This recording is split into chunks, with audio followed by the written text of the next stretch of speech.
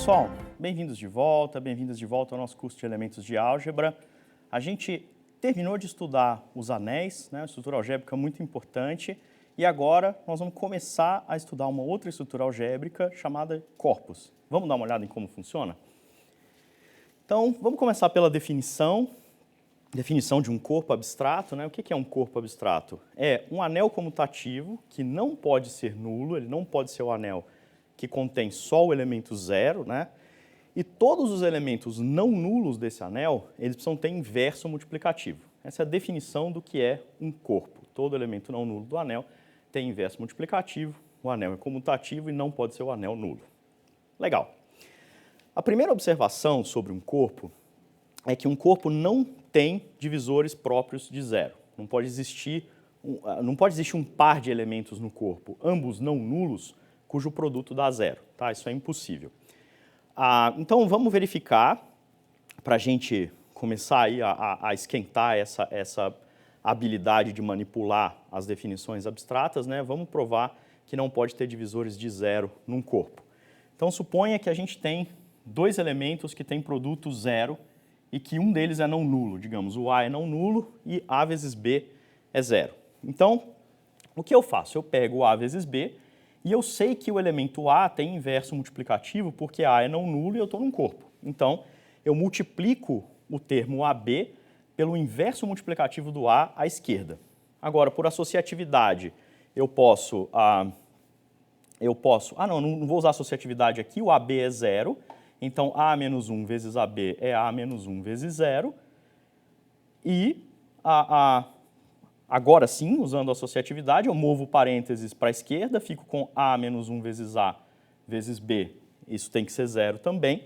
Como A menos 1 vezes A é 1, a gente chega em 1 vezes B é zero, ou seja, a gente acabou de provar que o B tem que ser zero, né? Então, se eu tenho um produto de dois elementos, um dos quais é não nulo, e este produto é zero, multiplicando pelo inverso de um deles à esquerda, eu consigo cancelar aqui o A menos 1 vezes A, que dá 1, e provar que o outro tem que ser nulo. Então, não pode existir, né, não há num corpo divisores de zero próprios.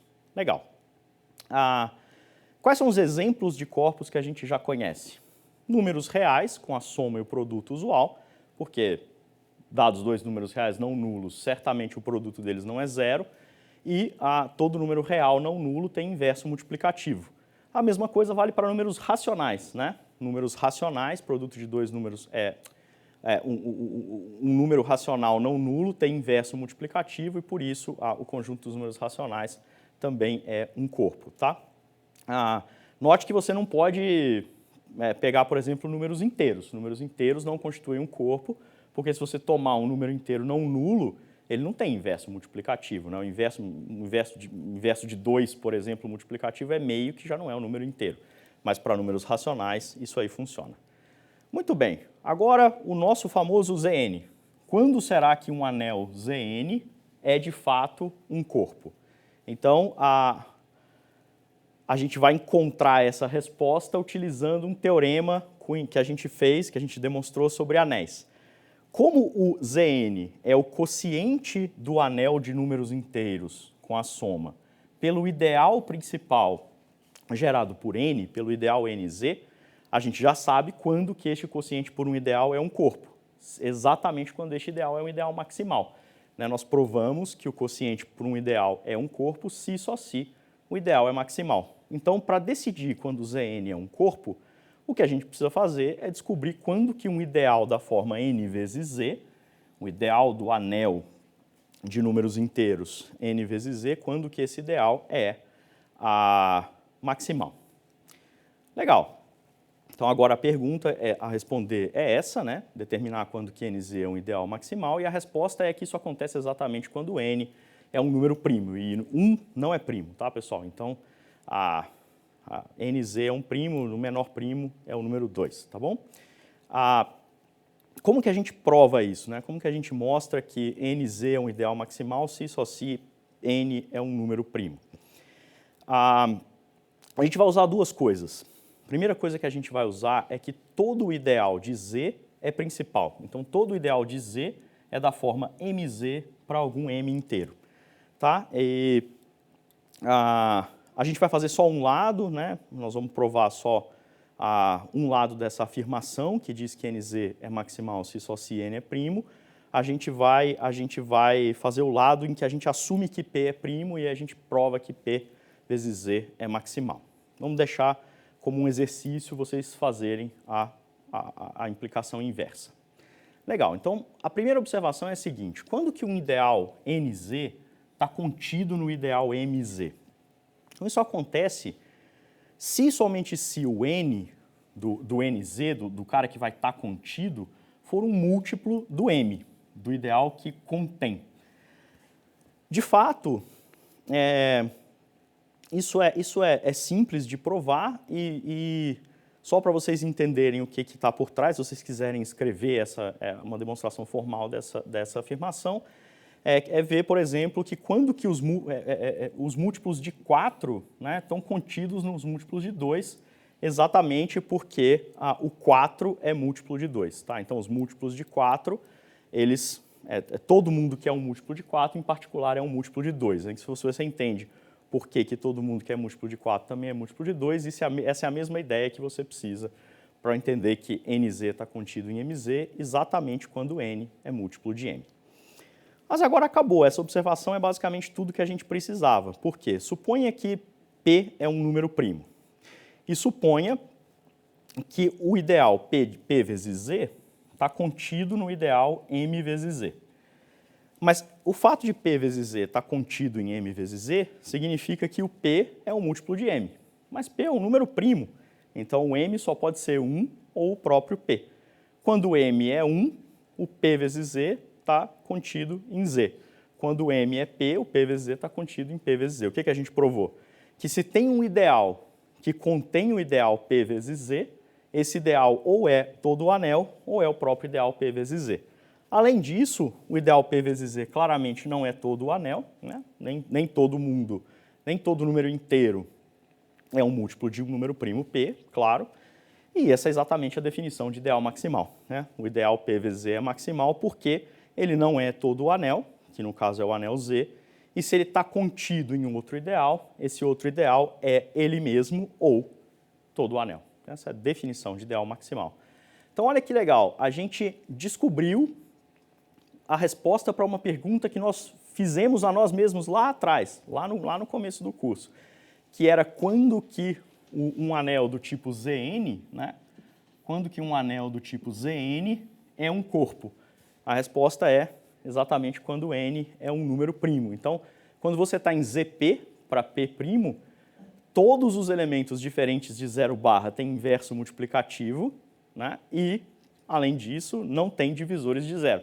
Lembra que a gente encontrou divisores de zero em Z8? 8 não é primo. Então, essa é a razão. Z8 não é corpo e, ainda mais, lá tem divisores de zero.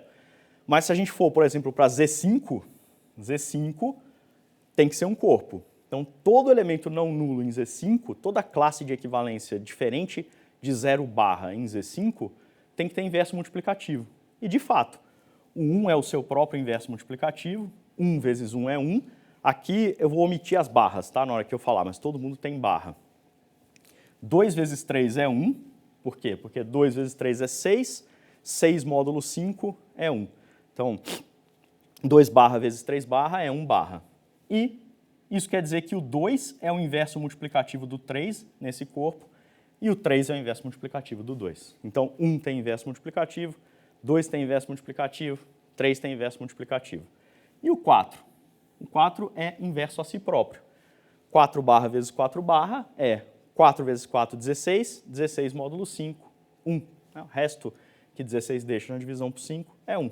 Então, 4 vezes 4 é 1, e o 4 é o seu próprio inverso multiplicativo no corpo dos inteiros módulo 5. Vale a pena ainda observar, pessoal, que esses corpos ZP, esses corpos finitos, eles têm muitas aplicações em computação, em criptografia, porque eles têm uma estrutura algébrica rica. O fato de você ter elementos não nulos inversíveis te permite usar o elemento e a sua inversa num processo de criptografar dados. Então, a existência da inversa, de elementos inversos, é importante porque o processo de criptografia ele é um processo que tem que ser desfeito, né? Você criptografa uma mensagem, manda para alguém, este alguém tem que ser capaz de desfazer a sua criptografia para ler a mensagem que você mandou. Então, é por isso, bom, essa é uma das razões pelas quais estes corpos são bem envolvidos em processos de criptografia, porque a existência de inversos é algo que você precisa para poder desfazer uma criptografia que foi feita previamente, através de uma chave que normalmente usa a necessidade de inverter elementos, tá bom? Não só de inverter, de fatorar, etc., mas a ideia em geral é basicamente essa. Então, estes corpos são bem importantes em computação. Agora vamos ver o que é um subcorpo.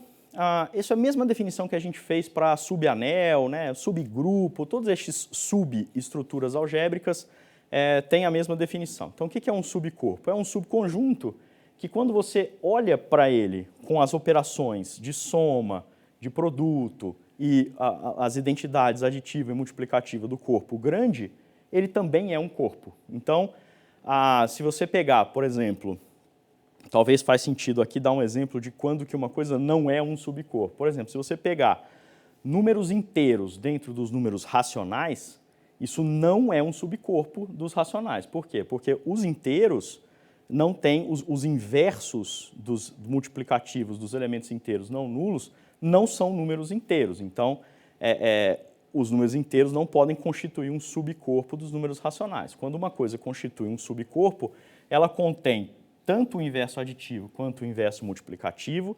Se dois elementos estão num subcorpo, a soma também está, porque um subcorpo tem que ser um corpo ele próprio. O produto também está, pela mesma razão. A inversa aditiva também está, a inversa multiplicativa também está. Então, um subcorpo tem que ser fechado pela soma, pelo produto, por tomar inversos aditivos, por tomar inversos multiplicativos, e tem que conter o 1 e o 0. Então, é um corpo de verdade dentro de um corpo maior, e ambos têm a mesma operação. A operação do subcorpo é a operação do corpo grande, restrita a ele. Tá? O exemplo aqui é que é um subcorpo de R. Né? Os números racionais com a soma, igualzinho à soma que você faz, pensando que esses racionais são números reais em particular, e com o mesmo produto, vai te dar uma estrutura de corpo nos racionais.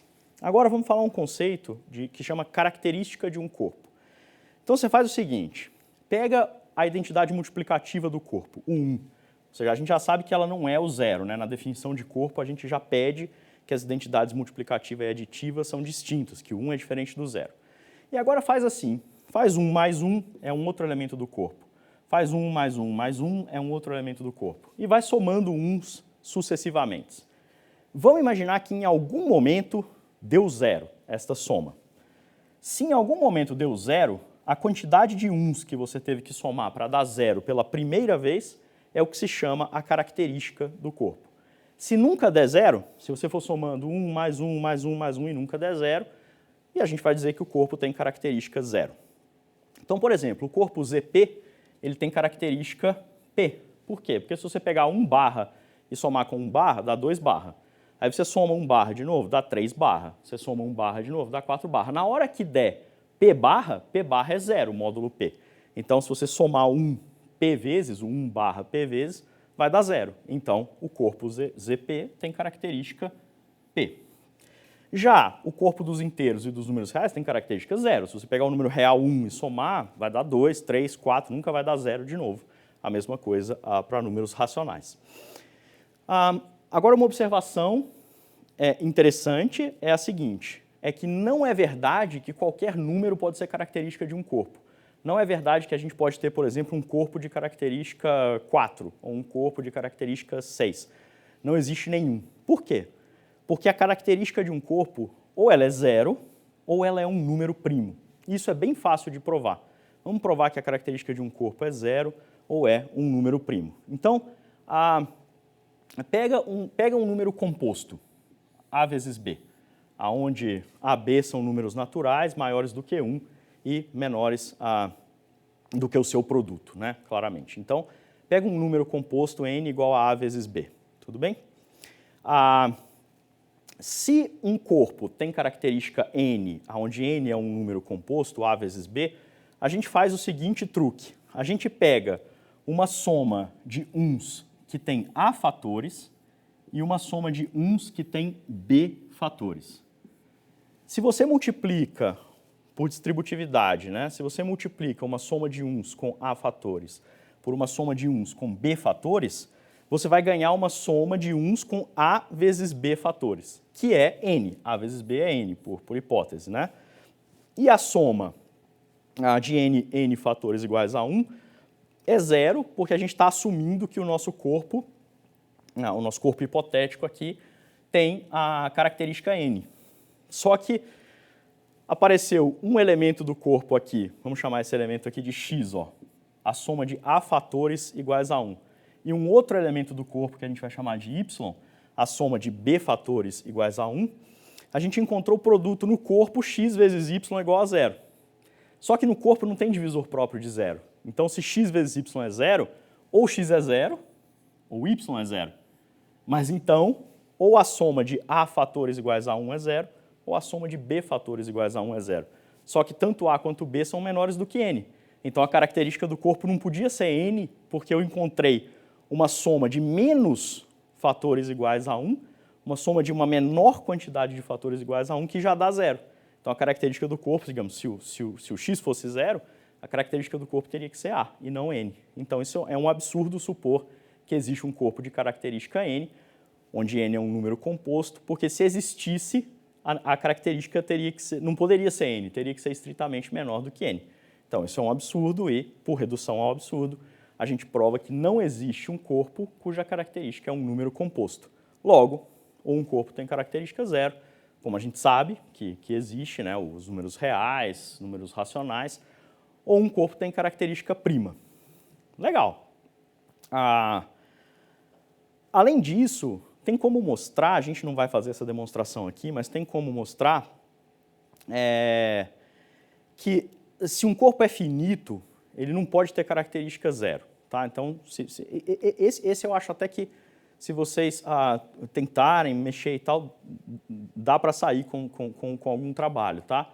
A próxima afirmação que eu vou fazer que é mais complicada de provar, bem mais complicada de provar, mas se você tem um corpo finito, a característica não pode ser zero e, portanto, tem que ser prima. Todo corpo que tem uma quantidade finita de elementos tem característica prima. E, além disso, isso é mais pesado, dá para mostrar que se um corpo tem característica prima P, ele tem P elevado a N elementos. A quantidade de elementos dele também não pode ser qualquer. A quantidade de elementos dele tem que ser uma potência da característica, tá? Tem que ser P elevado a N. E o que é legal é que todos os corpos com P elevado a N elementos existem. Você sempre pode construir um corpo com P elevado a N elementos. E aqui eu vou mostrar para vocês um exemplo, que é um corpo de 4 elementos, né? Então, é um corpo de característica 2, que tem 2 elevado a 2 elementos. Então, vamos ver por que a característica dele é 2. Olha a tabela de adição do corpo. Quando eu faço 1 mais 1, já deu 0 neste corpo aqui. Tudo bem? Então, a característica é 2. Somando 2 uns, eu já chego no 0. Vamos ver que este cara é corpo, pelo menos vamos ver a parte dos inversos multiplicativos, né? Olhando para a tabela de multiplicação. Ó, quem é o inverso do A? Quem é o cara por quem eu multiplico A e dá 1? O inverso do A é o B. Olha lá na tabela de multiplicação. A vezes B é 1. E, portanto, o B é o inverso do A, né? Porque se A vezes B é 1, nosso corpo é comutativo, B vezes A é 1, A vezes B é 1.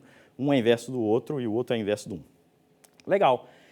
Este corpo, pessoal, não é Z2. Este corpo não é Z2, tudo bem? Z2 é um corpo que tem 2 elementos, 0 barra e 1 barra. Ele também tem característica 2, porque em Z2, 1 barra mais 1 barra também é 0. Mas ele tem 2 elementos. Então, a gente viu um corpo com 2 elementos, um corpo de característica 2 com 2 elementos, que é 2 elevado a 1, e um corpo de característica 2 com 4 elementos, que é 2 ao quadrado. Então, assim a gente termina a nossa introdução aos corpos, né? A gente termina essa parte inicial de definição e exemplos, e em breve a gente vai estudar um pouco mais sobre a estrutura dos corpos. Um abraço, eu aguardo vocês na próxima aula.